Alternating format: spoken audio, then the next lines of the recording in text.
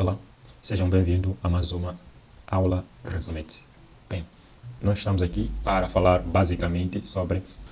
Bem, esse tema será apresentado por mim, Milagre Manja, Daniel Buane, Silvio Paunde e Olíbio Rodrigues. A diabetes e a amiloidose, esses são transtornos metabólicos sistêmicos de carboidratos e proteínas, respectivamente, nos quais há degeneração e o aparecimento de outros distúrbios clínicos. Sendo esses problemas de saúde pública, nos foi aqui importante trazer alguns conteúdos em torno disto tudo, de modo a consolidar aquilo que é o teórico com o prático. Bem, a diabetes mellitus, na verdade, ela vai se caracterizar pela deficiência da captação de glicose no sangue. Essa glicose não é captada do sangue para o interior da célula. Esse problema, por sua vez, vai resultar esse problema, na verdade, resulta nos problemas da sinalização da insulina. E esta sinalização da insulina advém de dois principais problemas. A falta da produção da insulina pelas células betas pancreáticas, além da falta da insulina, ou seja, pode haver falta da insulina nas células beta pancreáticas, além disso, pode haver problemas no receptor da insulina. E esses problemas do receptor da insulina pode fazer com que a célula em si não externalize os receptores GLUT para a captação da glicose para o interior da célula.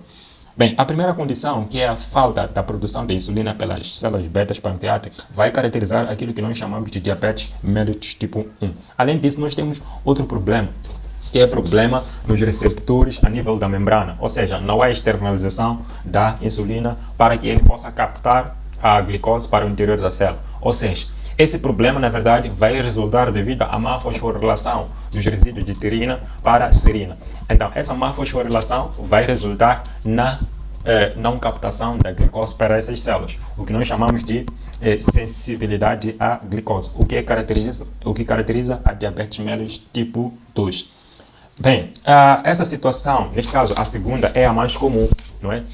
Lembrar que a diabetes vai se caracterizar por três sinais principais, ou seja, 3 P's. Que é a polúria, temos a polidipsia, temos a perda inesperada ou inexplicável de peso. Bem, para consolidar isto, trazemos aqui um caso clínico, ou seja, alguns casos clínicos para poder perceber melhor esses transtornos. Bem, temos aqui um indivíduo de 62 anos, obeso, que recorre ao serviço de urgência com um mal-estar geral, com febre alta, arrepios e dor no flanco esquerdo, referindo ter tido episódio de hematúria. Esse indivíduo era diabético há 20 anos, medicado com antidiabéticos orais e dieta desde o diagnóstico, nunca tendo aderido à terapêutica. Com antecedentes pessoais mais relevantes, salientava a história de perturbação da visão, como irá documentar-se na figura 1. Também ele revelava problemas de insuficiência renal crônica, além da amputação do membro inferior, tal como irá revelar a imagem 2. Bem, na história familiar, vale salientar que este indivíduo, o pai era diabético, assim como o irmão, sendo que o pai faleceu com AVC aos 52 anos de idade. Além disso, este doente foi internado e iniciou a antibioterapia endovenosa, tendo melhorado seu quadro agudo. No entanto, 3 dias após a admissão, teve perda de consciência e paragem cardiorrespiratória, no que resultou na sua morte, e foi submetido a um exame necróscopico para melhor esclarecimento do quadro clínico. Bem, temos aqui como uma questão de base qual é o tipo de diabetes que esse paciente padece. Bem, para poder responder essa questão, vale aqui trazer algumas diferenças básicas, ou seja, essenciais, na diferenciação daquilo que é diabetes mellitus tipo 1 e diabetes mellitus tipo 2. Bem, a diabetes mellitus tipo 1, tal como eu referia no início, ela resulta na destruição da fábrica de insulina, ou seja, a destruição das células betas que estão no pâncreas, essas que são responsáveis pela produção excessiva de insulina. E as histórias familiares de diabetes na tipo 2 é muito rara, ou seja, na tipo 1 é muito rara, ao passo que na diabetes mellitus tipo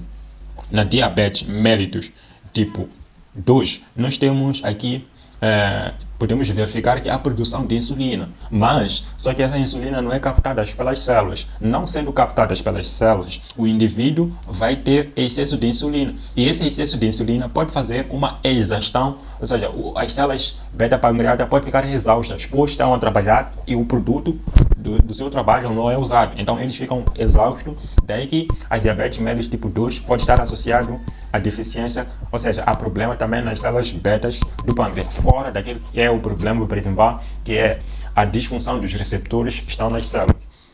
Bem, aqui, tendo todas as características que se referem aqui, esse paciente é um adulto, é obeso, não é? O diabetes mellitus tipo 2 geralmente acontece em pacientes adultos e ele geralmente acontece nos pacientes obesos. Além disso, revelamos aqui, ou seja, a história relata-nos que temos aqui problemas de, ou seja, esse diabético ele fazia antidiabéticos orais, né? Um deles, como é o caso das tiazolidininas, né? Essas tiazolidininas, elas podem ser usadas para poder controlar essa diabetes. Ok. Além disso, nós temos a figura 1A e a figura 1B. Bem, aqui nessa figura, se nós formos a reparar muito bem, nós temos aqui, né? Na figura 1A, temos aqui, não é? Formos a reparar bem, temos aqui um aspecto coloidal, né? Isto aqui parece água, mais ou menos, né? Isto, na verdade, representa uma exsudação que corresponde a extravasamento de líquido rico em proteína. Daí que nós temos essa característica aqui. Além disso, nós temos focos de hemorragia interna. A hemorragia interna é esta que resulta da produção de produtos de glicosilação avançada, né? Que é característica das diabetes, né? Os produtos da glicosilação avançada, elas na verdade vão se ligar a receptores específicos a nível do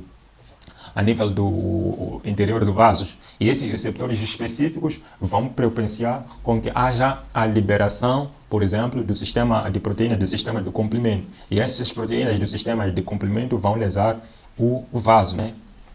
Vão lesar o vaso, além de produção das espécies reativas de oxigênio que vão propenciar ainda mais com que haja lesão desse vaso. E daí vamos ter focos de hemorragia interna a nível da retina. Bem, além disso, aqui vale salientar que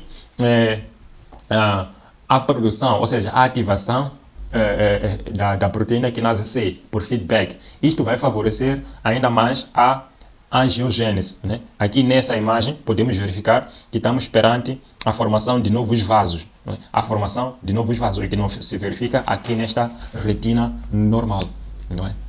Bem, a formação destes novos vasos, na verdade, ele resulta, na verdade, da retinopatia, ou seja, da produção de fatores de vascularização, ou seja, resulta da formação de fatores de formação de novos vasos, que é característico, por exemplo, de alguma inflamação que pode acontecer. Na fase final da inflamação, nós vimos nas aulas anteriores que, na verdade, a formação desses fatores, e a formação deste vai resultar naquilo que é a formação, né, de microvasos. Bem, temos também, ok, essa aqui que figura 2, né? Essa figura 2 aqui, na verdade, aqui estamos perante aqui uma gangrena, né? Aqui temos uma gangrena. Esse membro, ele está necrosado já faz tempo. E, além disso, é importante dizer que essa gangrena também resulta, na verdade, de produtos da glicosilação avançada. E esses produtos da glicosilação avançada também unem-se aos receptores específicos, formando malhas. E essas malhas, na verdade, elas vão aprisionar proteínas plasmáticas como LDL, albumina, entre outras. Essas vão contribuir também para a formação de radicais livres. Os radicais livres vão lesar as membranas, ou seja, vão lesar as bainhas de mielina dos neurônios. E o lesionamento dessas bainhas do neurônio faz com que os impulsos nervosos não sejam bem transmitidos. E o paciente diabético acaba não sentindo aquilo que é a sensibilidade nos seus membros, principalmente nos membros inferiores. Ele perde a sensibilidade. Razão porque, na verdade, houve a destruição das bainhas de mielina do neurônio. Isto acontece por quê?